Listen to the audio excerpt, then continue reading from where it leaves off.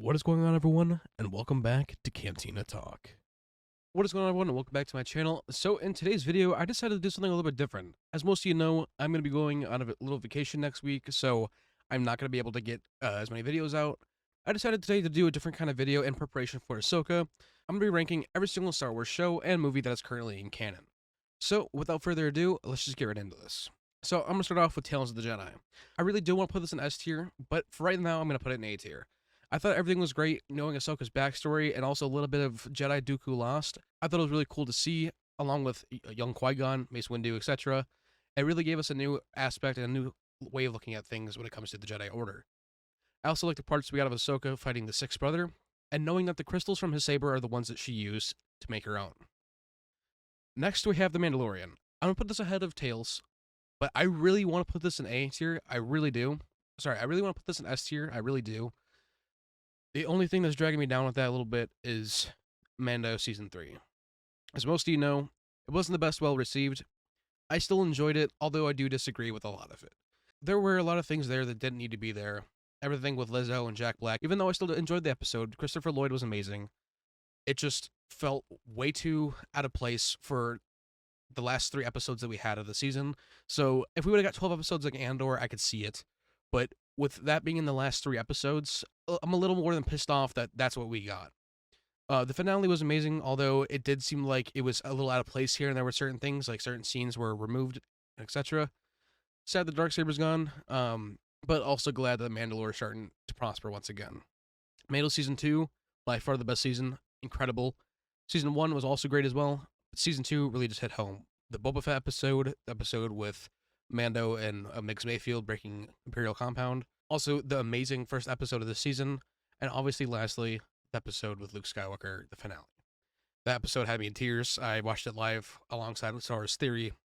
And I just gotta say, that episode still, to this day, if I go watch reactions to it, I still tear up. So next we have Solo. You guys are probably gonna hate me for this. I'm gonna put this in A. Solo, for me, I didn't watch it when it first came out because of how pissed off it was about episode 8. I waited till about 2020, the beginning of 2020, to watch Solo. And I gotta say, not having the negative taste in my mouth from just seeing eight months prior to when Solo came out, I gotta say Solo is really underappreciated and really underrated.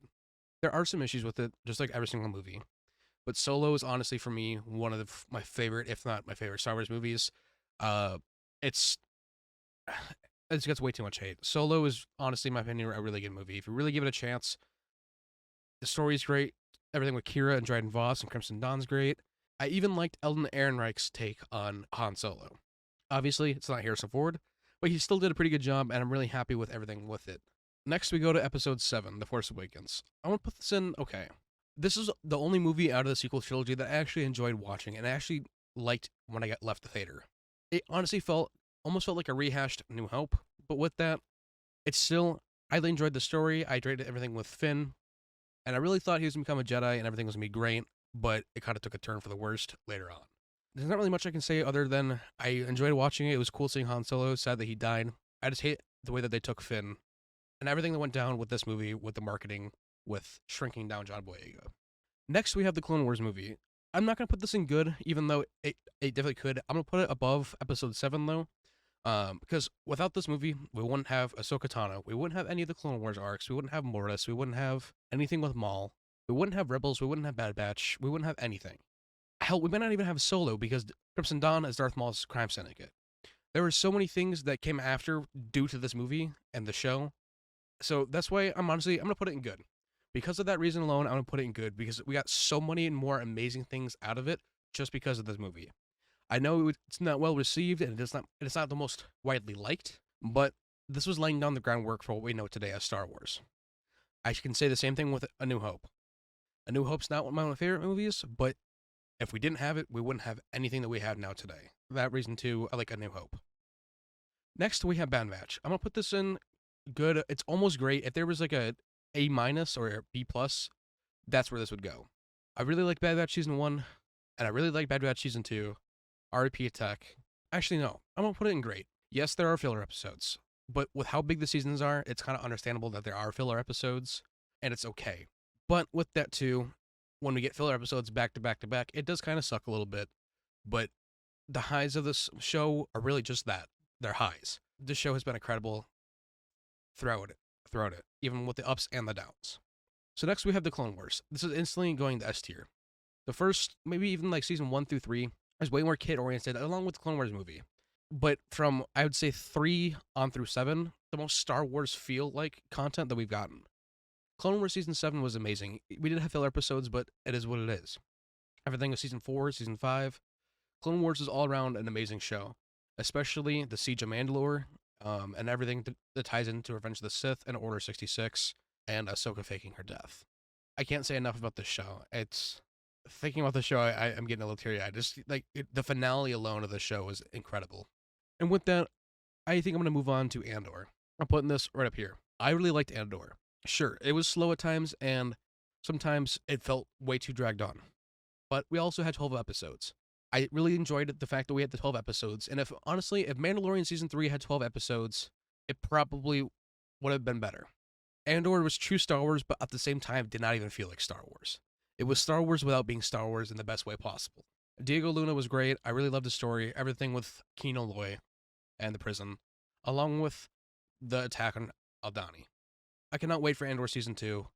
I'm so excited with the show. The Easter eggs, the shoutouts, the callbacks, everything was insane. Seeing Star-Lord's helmet, even Plo Koon's mask, and even if you want to even stretch it, the Jedi Temple Guard mask that could have been Kanan's from Malachor, not 100% sure. With that all being said, though, I'm leaving Andor an A for great. The Book of Boba Fett. I'm gonna put it behind The Force Awakens. And the only reason why I'm saying that is because Mando season 2, arguably minus the finale, if you take the finale out of it, sorry, the Boba Fett episode of the season minus the finale was the best episode of the season. And the ones that followed after it with him as well were insane. I don't know how Robert Rodriguez could go from making an insane episode and bringing back a character and giving us the Boba that we've all wanted to not delivering at all in the show. Of course, the finale was cool and all. We got the Rancor, we got everything. It was great. But at the same time, there were a lot of continuity errors, a lot of inconsistencies, and all around the show honestly did not make a whole lot of sense from the story standpoint. I liked seeing Cad Bane, but I feel like he should have been introduced a little bit sooner. With all that being said, though, I don't hate the Book of Boba Fett. I enjoyed watching it when it was coming out, but it's not one of those things where I want to go back and rewatch. It doesn't have that wow factor that I'm like, wow, I need to go see that again.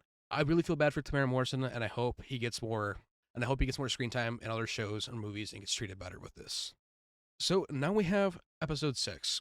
I'm going to put this in great as well. This movie is what really made me believe in Star Wars and believe in Luke Skywalker and made Luke Skywalker one of my heroes along with Anakin. This movie made me believe in so many things and give me so many different ways of looking at things for the future and that I still use today. Luke Skywalker to me is a symbol of hope and that even when times are bad and the future is uncertain, you can always trust in yourself and always believe that everything is going to be okay in the end. I loved everything to do with the final fight on the Emperor's throne room of the Death Star. Everything, the Ewoks and stuff everything with the Ewoks and stuff was cool. It wasn't my cup of tea, so to speak, but it was still great. Obviously, the sail bar, everything to do with Jabba's barge, and Leia rescuing Han was great with Lando. I really all around love this movie, and it definitely does hold a special place in my heart. Now, this is where I'm going to get some hate. The Empire Strikes Back. Definitely better than the Clone Wars movie.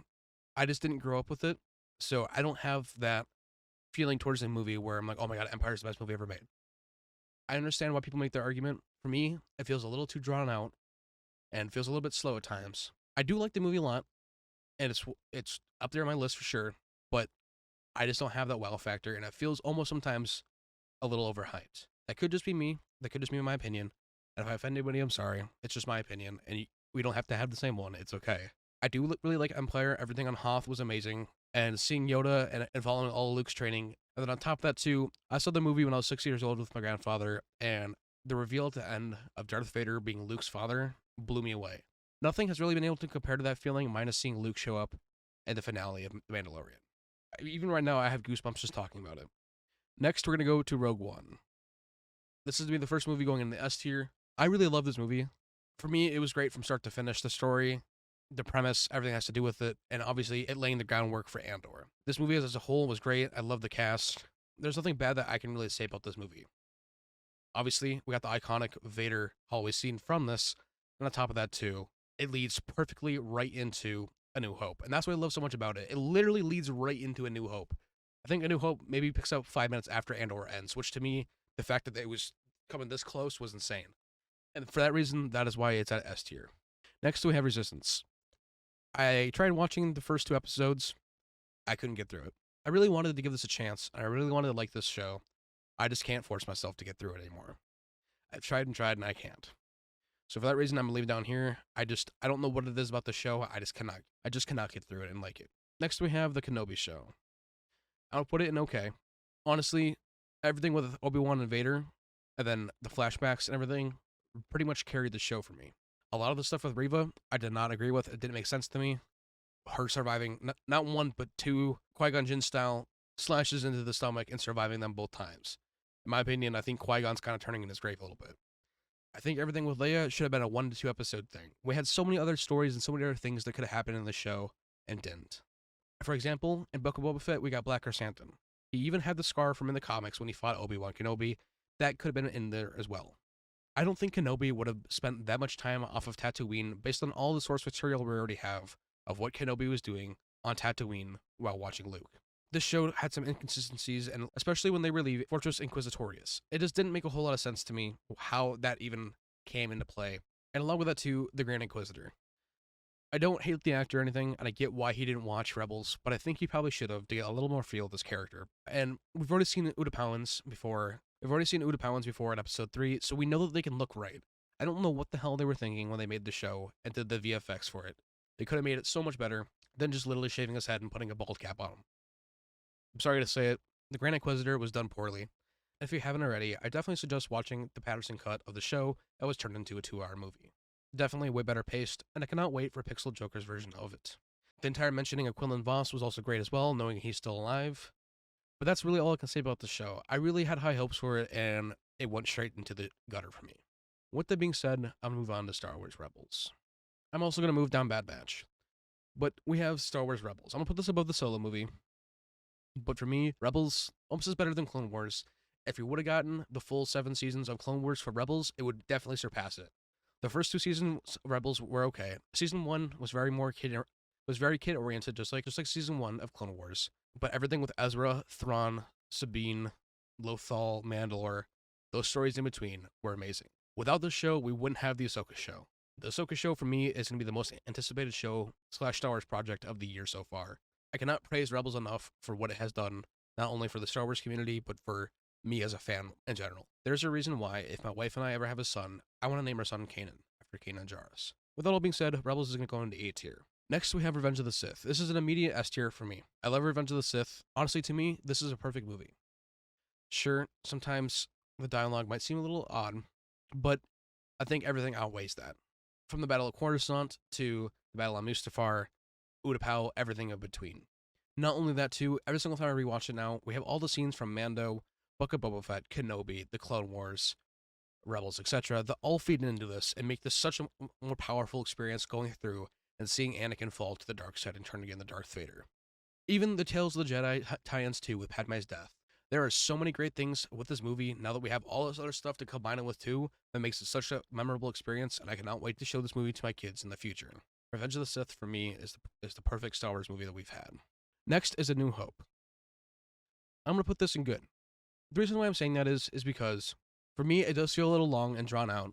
The dialogue is clunky, Luke is whiny, but it's the same thing with Anakin. That's how George Lucas wanted the character, because they have to go through an arc and progress. That's totally understandable, and I understand why it is the way it is. Without this movie, we wouldn't have had Empire. We wouldn't have had Return of the Jedi, or any of the prequels, Clone Wars, etc.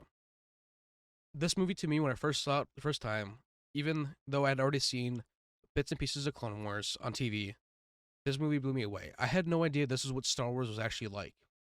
And to see this movie for the first time and to experience it with my grandfather, it's a memory I'll always hold dearly. Although it is not my favorite of the original trilogy, that still goes to Return of the Jedi. I'm now going to move on. We have Episode 9. I'm going to put this in okay. When I left the movie theater, I had liked the movie. But I had gone back and I had seen it a second time. And this was about 3 weeks to a month after the first time I saw it. By that time, things started coming out about the movie, concept art, etc. A few months later, and then everything that started coming out with the Mustafar stuff, Anakin, All that made me really start to hate this movie.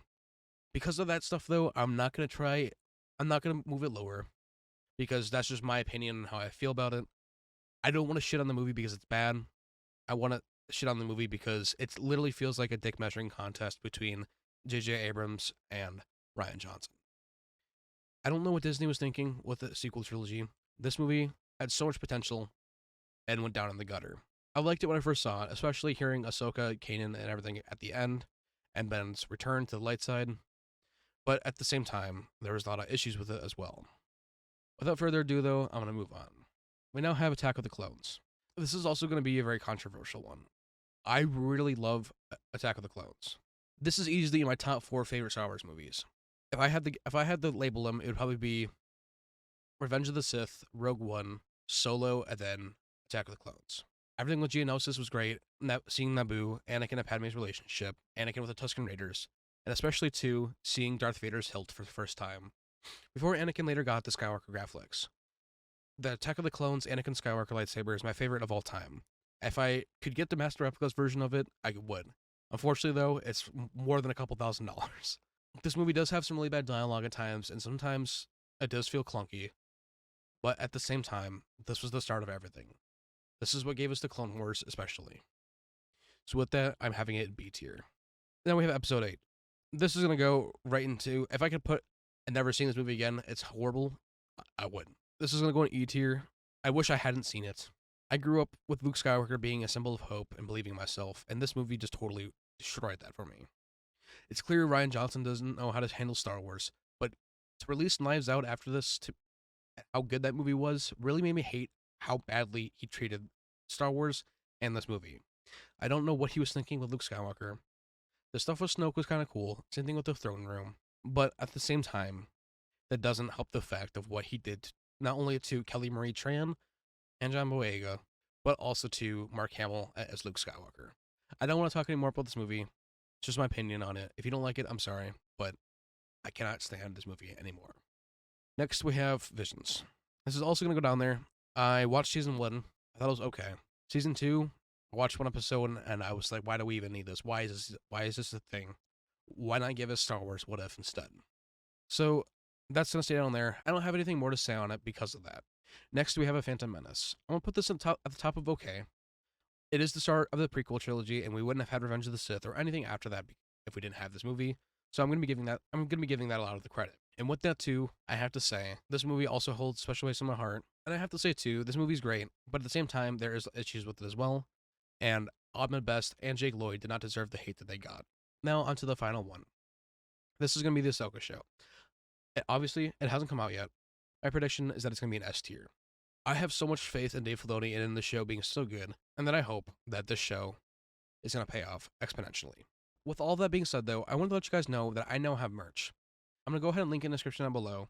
By all means, you guys don't have to buy anything, but I really would just appreciate if you guys took some time to check out some of the stuff. I worked really hard on these, and I really think that they are great. Lastly as well, I have a Discord server. There's also a couple other YouTubers in there, one of them being Jar Jar Jargon, and here you'll get notifications for when I upload, you get to talk to me one-on-one, get to interact with the community, and it's all good time all around. I hope to see some of you there.